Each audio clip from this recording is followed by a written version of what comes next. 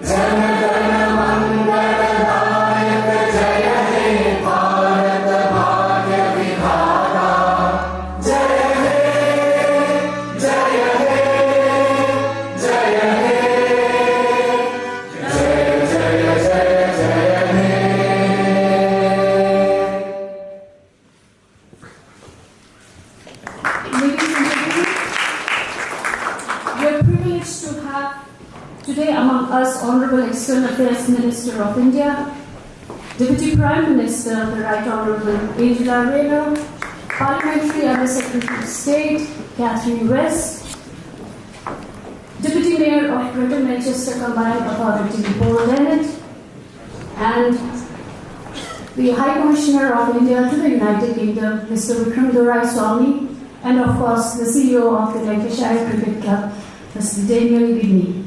To begin with the official program, may I please invite Daniel to say a few words.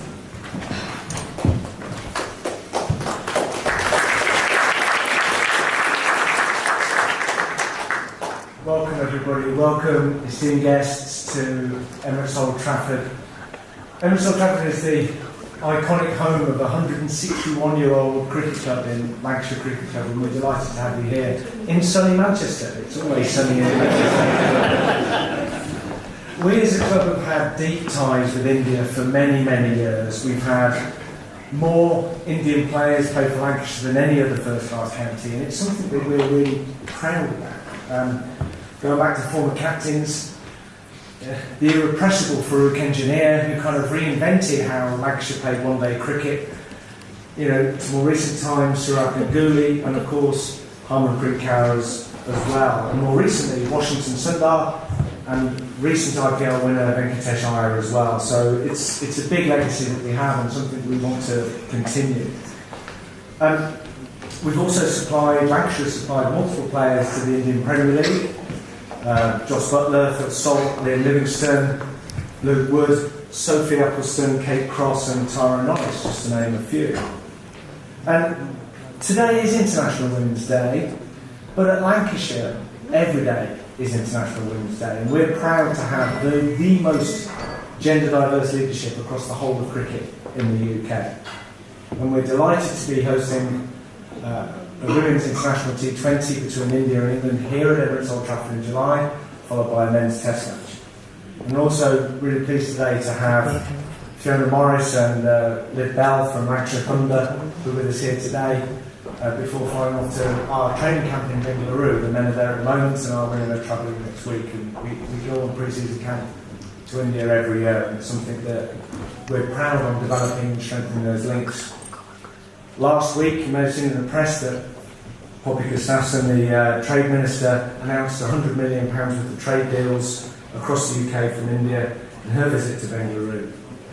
But what I'm proud to tell you about is that Lancashire itself has recently announced on its own £116 million inward investment from the RPSG conglomerate based in Kolkata, and it's something that we're really excited about to kind of grow that legacy even further, grow those partnerships between Manchester and India, and now for us being partnered with the Lucknow Supergiants in the IPL is something we're really excited about.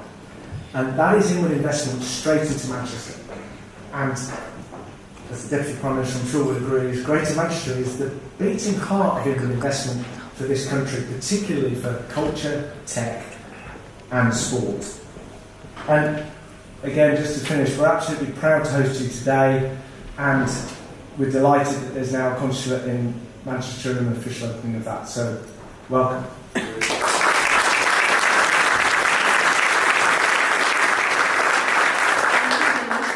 Now may I please invite the High Commissioner of India to the United Kingdom, Mr. Vikram Doraiswamy.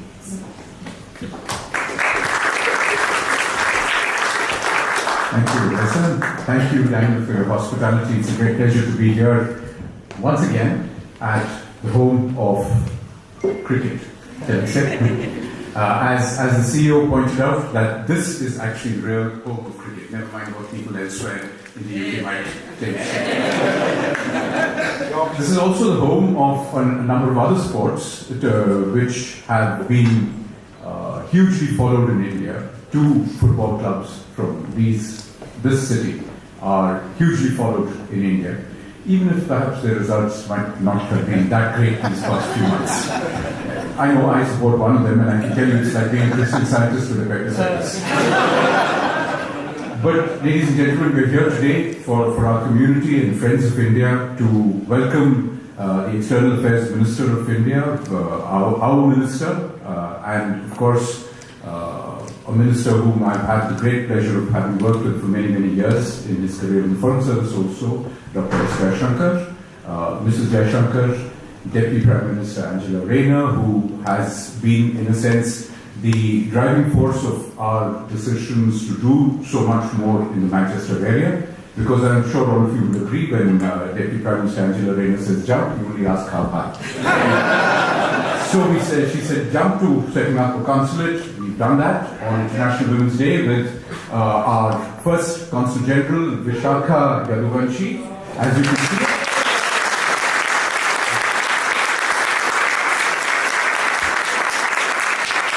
we got the place right, we got the person right also on 8th of March. Minister Catherine West, who has been a great supporter of the India-UK partnership, even as Shadow Minister, and her support in the High Commission for all of our activities is something we value and cherish. So thank you, Minister, for being here.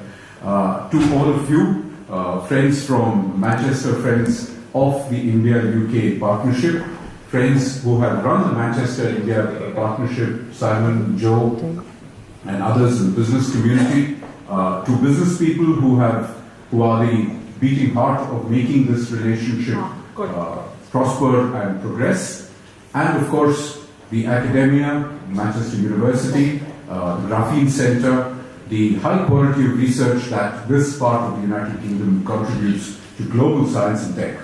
All of this is of great interest to us. Ours is a relationship that will be driven by the future, and our decision to open a consulate here is very much in line with the idea of going ahead with the future.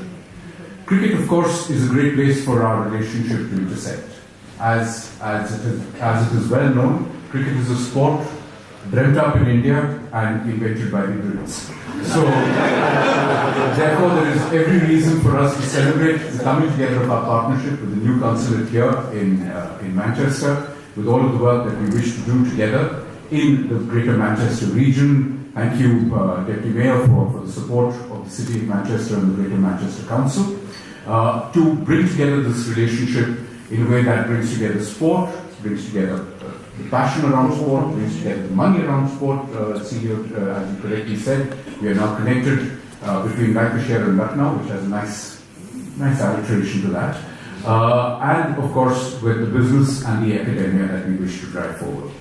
Ladies and gentlemen, as the warm-up act for my minister, let me thank you once again for everything that you do to make this relationship so much better, and I ask you to have greater energy and greater resolve, because the best is yet to come. Thank you very much.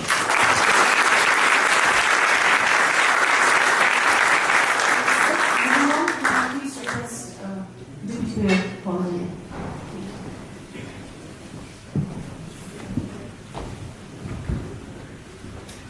Hello everyone.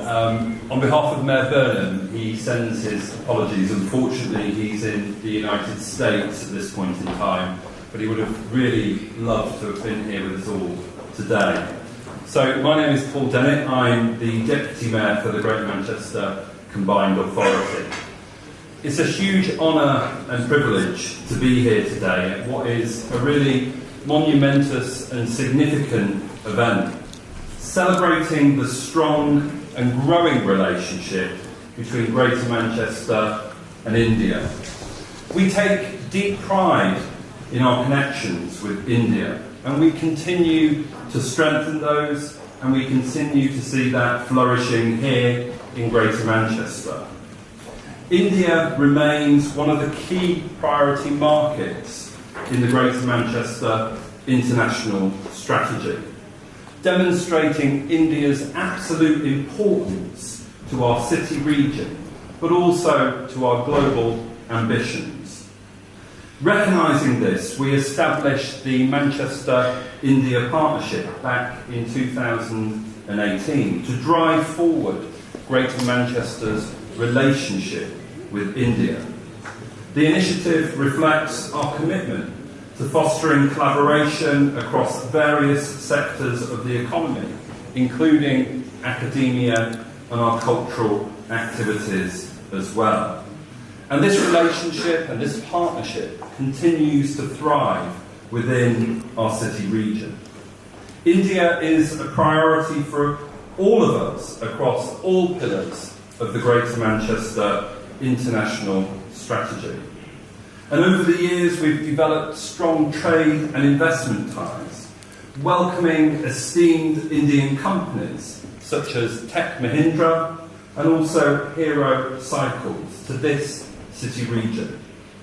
In addition, our university connects substantial students, Indian students, with over 3,000 Indian students currently studying at Greater Manchester's universities. Those students enrich our academic and cultural life here within our city region.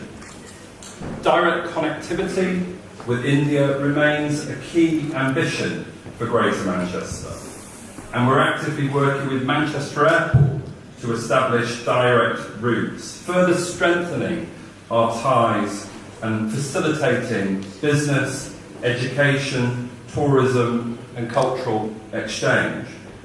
Just this Thursday, Indigo Air announced that they'll be launching a direct route to Manchester this summer.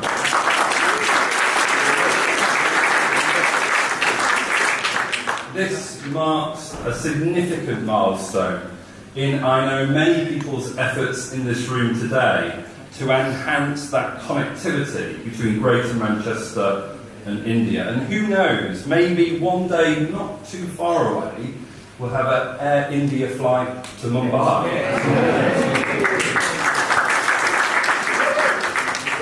Culture and sport, and obviously being here today, it's rather fitting to be talking about that.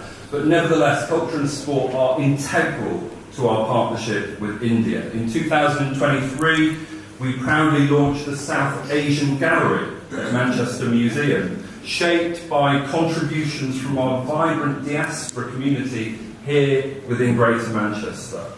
Additionally, the supporting connections between Manchester and India continue to thrive. Manchester City Football Club, their links with Mumbai City Football and Lancashire Cricket Club's upcoming hosting of the India-England women and men's games this summer build on a really rich history, including obviously the unforgettable India-Pakistan match in 2019.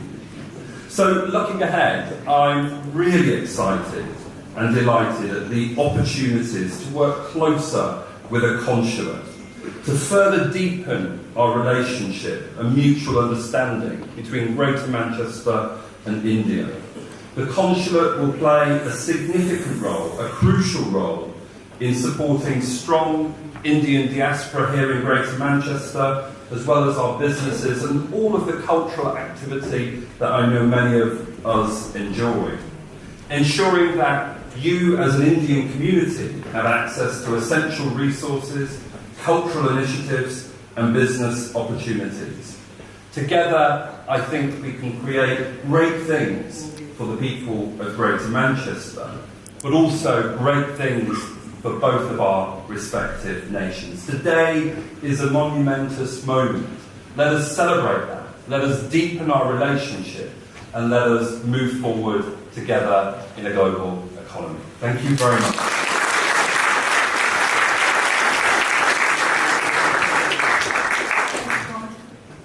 May I now please have the honour of inviting Minister Catherine West for her remarks.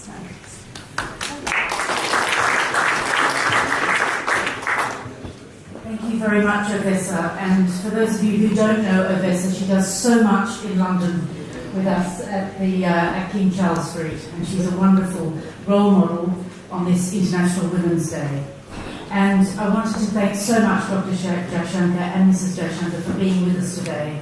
And of course, my great friend, the Deputy Prime Minister, Angela Rayner, who's here. And if Angela's here, it's important. So everybody is important. And also other colleagues who I can see here as well.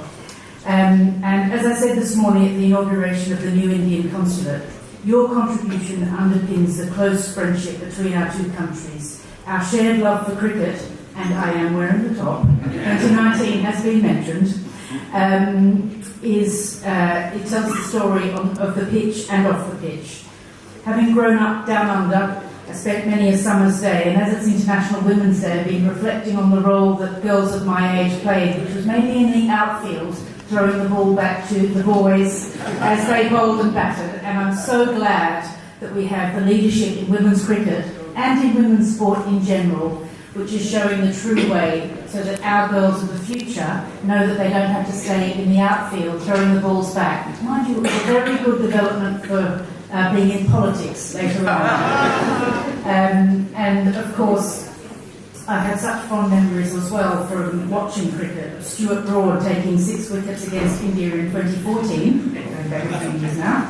And I'm sure Dr. Jaishankar will remind me of more recent Indian victories when he speaks in a minute, though I'd rather forgotten them. But as we all know, these matches can be fiercely competitive, but they're always grounded in respect and friendship. And once again, I think politics and general civil discourse could learn a lot from sport and the discipline that goes with sport.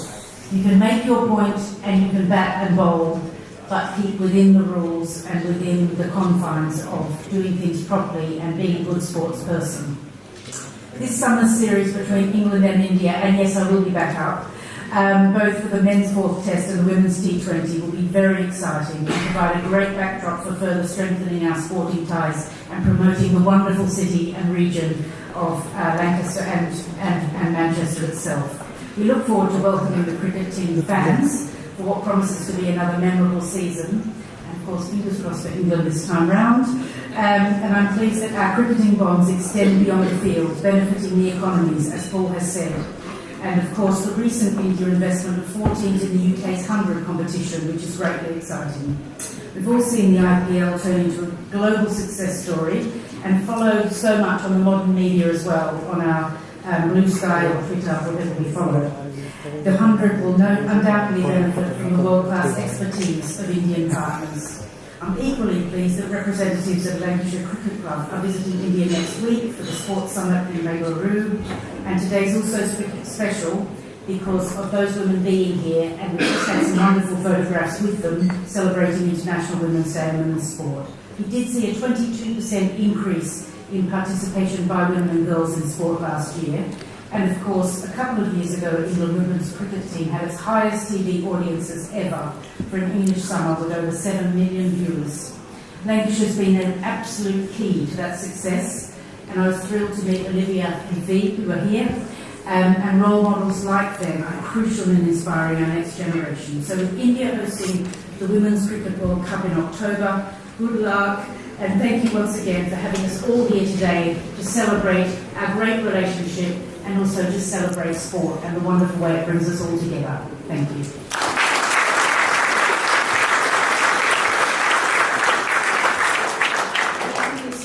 For those beautiful words. Now I have the distinct honor of inviting Dr. S. Jaishankar, our External Affairs Minister of India, to address us.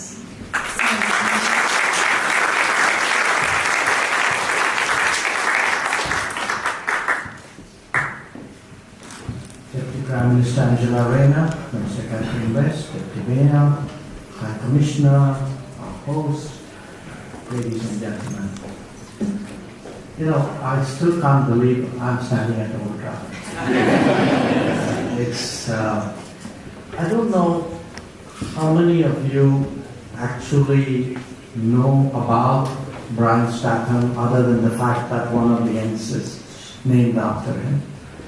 I'm a little older than some of you here, and I grew up, my first learnings of cricket were through the radio, listening to commentary about international cricket, other than occasional test matches. We had very few of them those days. Was to really listen to English county matches or follow it on the newspaper. And for me, the moment we said Old Trafford, Lancashire, the first name which came to my mind was Brian Statham. I didn't know till I came here that one of the ends was named after him. And I was even more pleased to discover that the other end was named after a person who I once, in a rapid fire, was asked 5 cricketers I admired the most in the world, and Jimmy Anderson is one.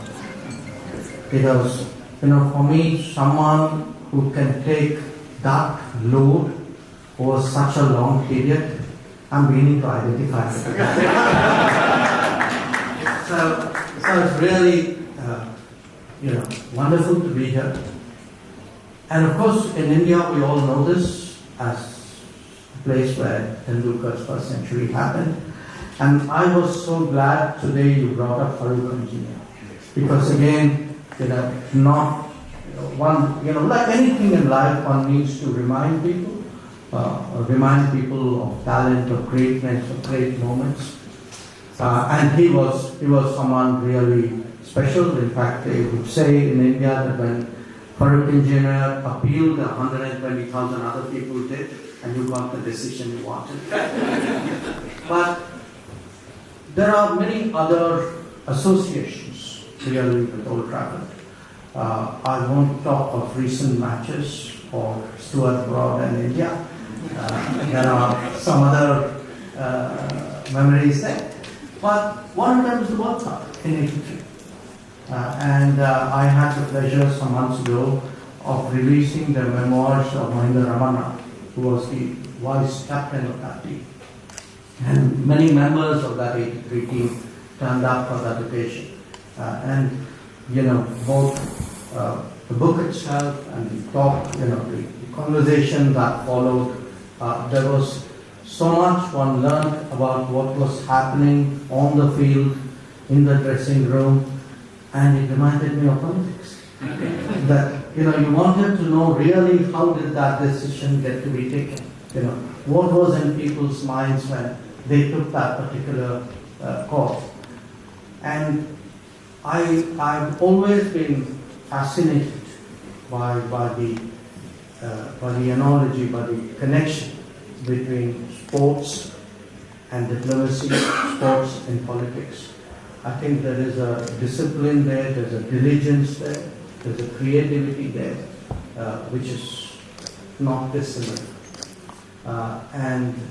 So in many ways, I want to say, for me, it's really a great pleasure that we could follow up the formal inauguration of the consulate today by coming here to Old Trafford to celebrate it. My visit, this is my first visit to Manchester, would have been incomplete without coming to work. So I want to say that. Now, a few words about the consulate, which is the real business. So, you know, there are three big priorities of the Modi government. And in an interesting way, they intersect in the establishment of the consulate. One is the care and concern and the bonding that we have built with the Indian community. The community has been there for a long time. Governments have come and gone in India. But I can really say this, and I say this with all sincerity as someone who's been in the field of foreign policy now for 5 decades. I don't think any Prime Minister has invested as much in the relationship with the diaspora as Narendra Modi has. And the importance, the concern, the value that we put on the diaspora as it connects to the world, this wonderful term living bridge, I think is something really extraordinary. And it's not just an emotion. I think there is a deep understanding behind that. An understanding that in many ways it is the diaspora which shapes the image of India across the world. You know, I often tell people when you go out of India and you talk about your country, they don't think of it in terms of a book they read, maybe they do a bit, or a place, you know, something they remember from the geography or history lesson. I think they often and increasingly think of it as a person there. They put a face to it. They put an experience to it. And when I first started out in the world of diplomacy, this was not either the footprint of India or the image of India. And I believe there's a connection with it. And when I see this relationship in particular, I really today want to applaud the contribution of the Indian community to building the relationship.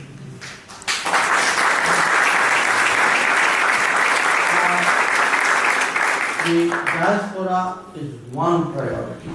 The other thinking has really been in the field of trade. That trade in a larger sense, you know, trade, technology, exchanges of people. That we today understand the importance of globalizing.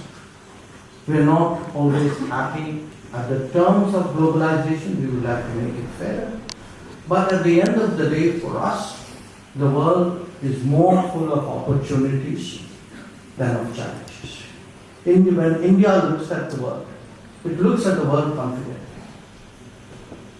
That may not always be the case for everybody else, but that's their problem. So, what we want to do really is deal more with the world. You know, promote mobility, promote trade, promote investment, promote students, promote tourism, any form of exchanges, promote airline flights.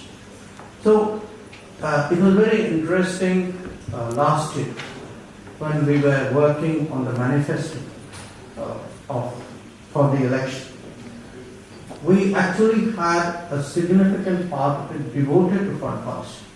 And in fact, a very explicit mention that we would increase the number of consulates and embassies across the world.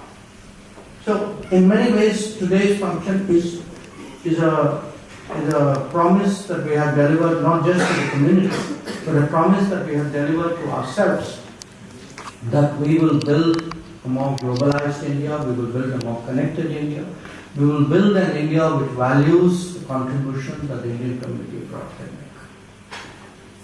make. The third trend, the intersection between the three, the diaspora, the trade, is actually our relationship with India. That it is a relationship rooted in history. That history is a very complex history, all of you understand that. But I think in any heritage, the smart, sensible people, in any relationship, it applies to interpersonal relations as well.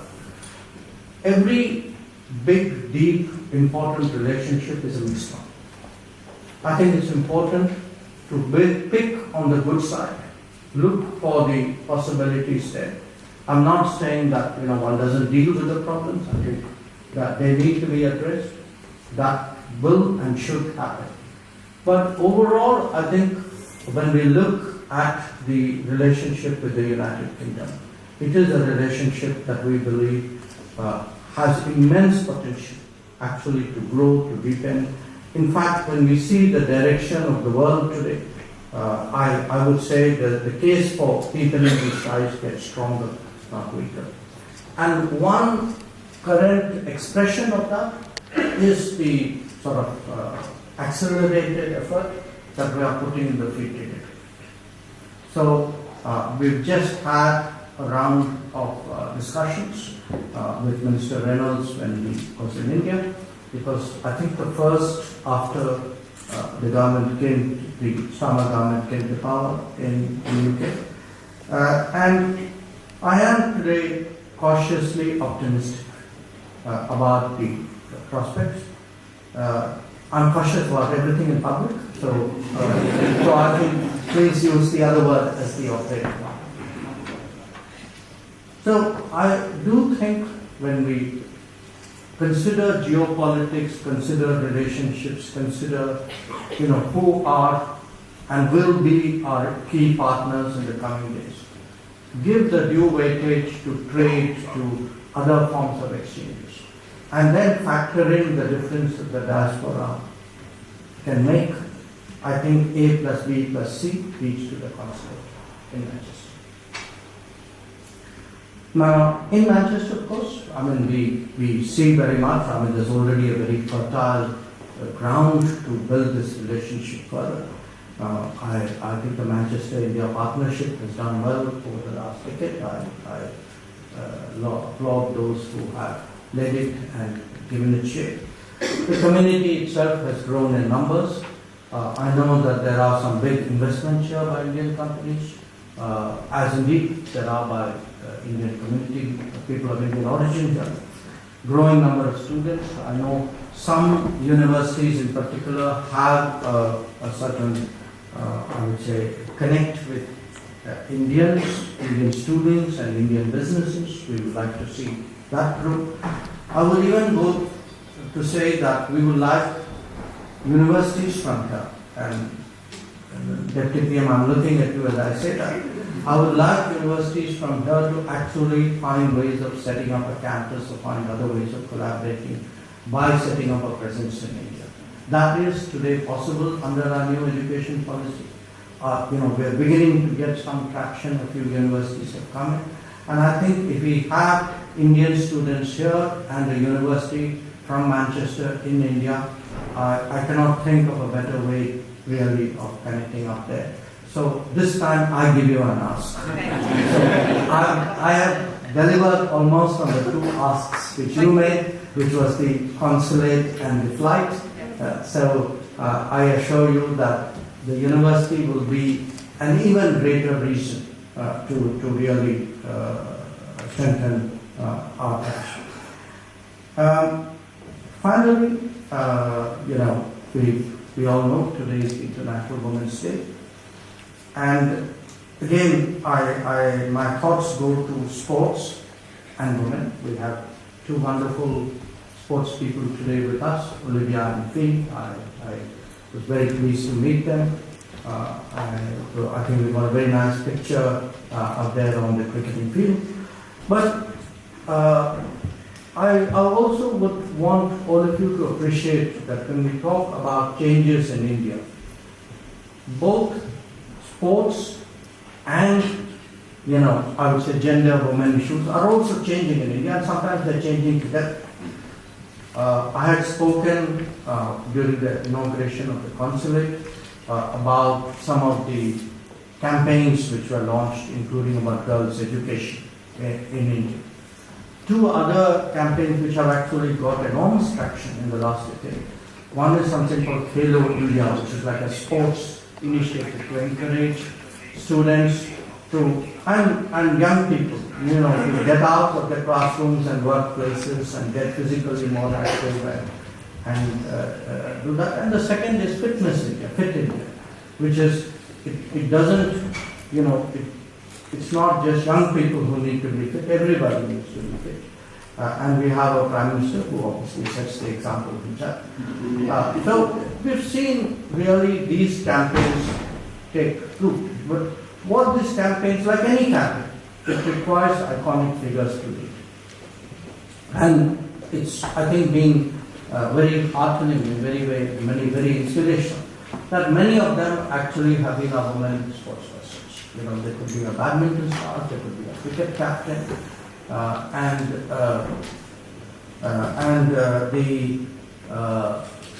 the net impact of that, I think, just like health or nutrition have ripple impact, education has a big ripple impact.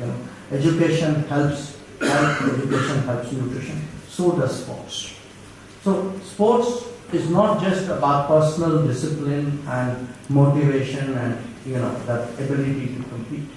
I think a fitter country, a more sports-focused country, is a healthier country in many ways. It's a far more, I would say, in terms of the spirit and morale and the outlook of society. I think it makes a very big difference. So on continuing that train of thought on International Women's Day, I've spoken about the social campaigns we have launched. But if one looks today, even in the business world, in India we give these small loans to people. These are unsecured loans to help them start a business. It runs really to tens of millions of beneficiaries. And I think about 70% of them are actually given to women. And it's astonishing today how good the repayment numbers are for these unsecured loans that we give. We give loans even to street vendors.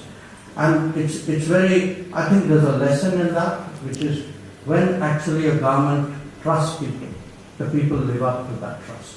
And sometimes maybe, we need to be less cynical about economic policies and much more social and much more, I would say, emotionally invested in how we want to build a country.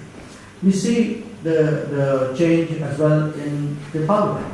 We legislated 2 years before that 1/3 of the seats in our elected legislatures, directly elected legislatures, would be for women. And we regard that as a very important step in giving them a voice in national policy making. We've seen the entry of women in the armed forces. That again has, what would be, and today it's so common to see, I think people have even stopped commenting on that. We have even seen, in fact, a greater participation for women in house ownership. When we do social housing, and in the last decade we've done 40 million houses. So, and it's again part of the SOP for housing that the woman of the house is an equal owner in the ownership of the house. So there is a lot that is happening in India. Some of it also gets reflected in our relationships abroad. One of the developments with respect to the UK, incidentally, is we set up centers to help those in difficulties. It is called Pravasi Bharatiya Sahayata Kendras. And the first one which we are doing actually in this part of the world is in the UK. I think we are officially inaugurating it today or maybe by saying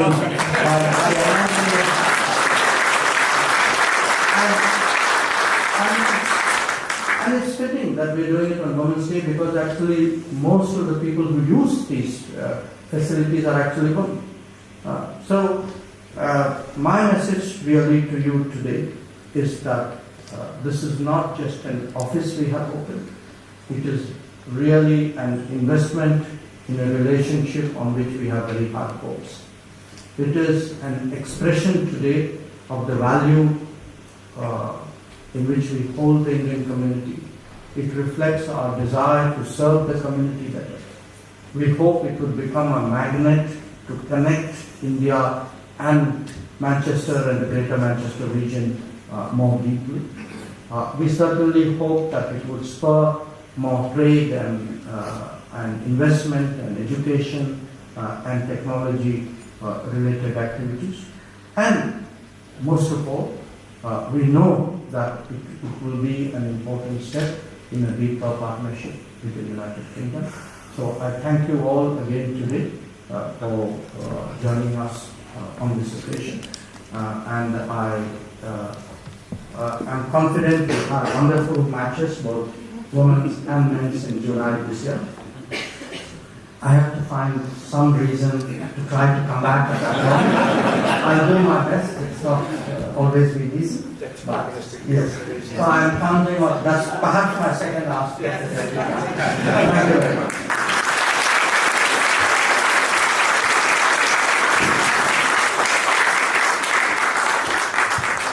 Thank you so much, sir, for those inspiring and vital words regarding strengthening partnership between our two countries. Ladies and gentlemen, last but not least, as we celebrate the opening of the new consulate in Manchester, and of course in the spirit of progress and equality, and on the International Women's Day, which is officially today, but unofficially every day, as mentioned by Daniel, may I please invite my friend and colleague Vishaka Yeduvanshi for a vote of thanks. Thank you very much.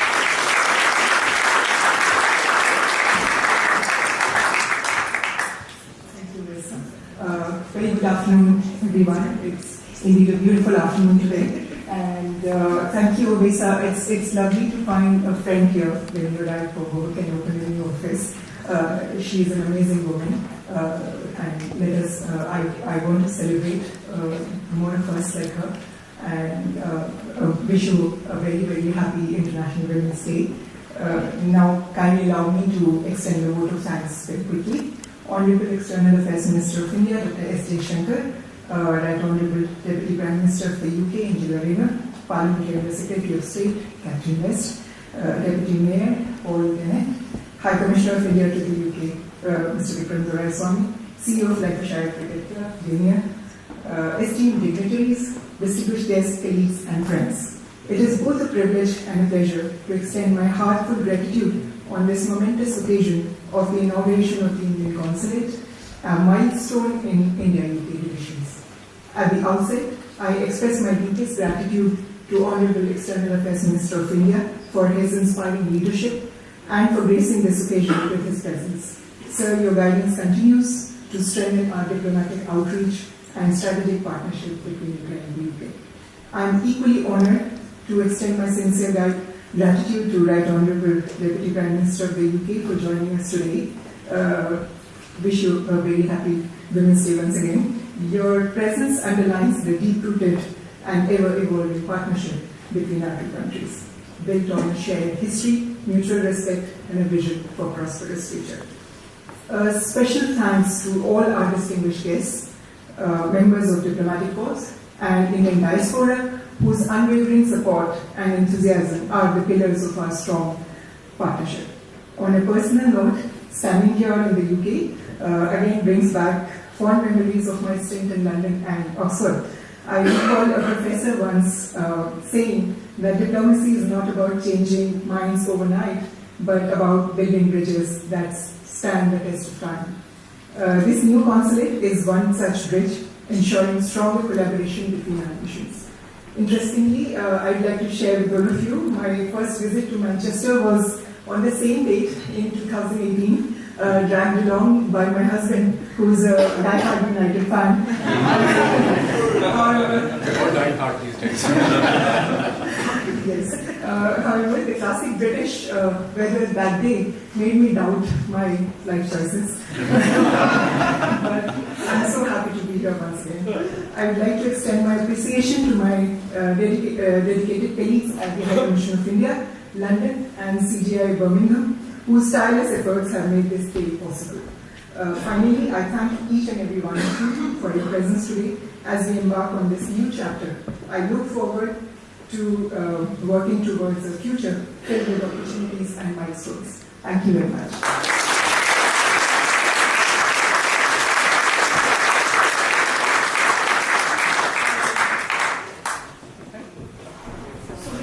We conclude the official part of the reception. Ladies and gentlemen, please enjoy the reception. Thank you. Thank you so much.